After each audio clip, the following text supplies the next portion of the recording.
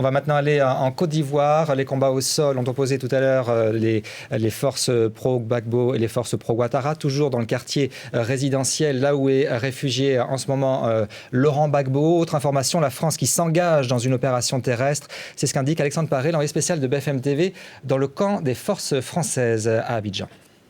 En début de matinée, une colonne d'une vingtaine de blindés français, dont des chars Saguet, des véhicules de transport de troupes et des véhicules légers de reconnaissance, ont quitté la base de Port-Bouët, ici, là où je me trouve, direction vraisemblablement les zones de combat et notamment le quartier de Cocody, où se trouve la résidence dans laquelle serait toujours retranché Laurent Gbagbo. Depuis ce matin, les combats font rage, à nouveau, dans les rues du centre-ville d'Abidjan. Ici, le commandement, en tout cas, de la force Licorne se refuse à tout commentaire.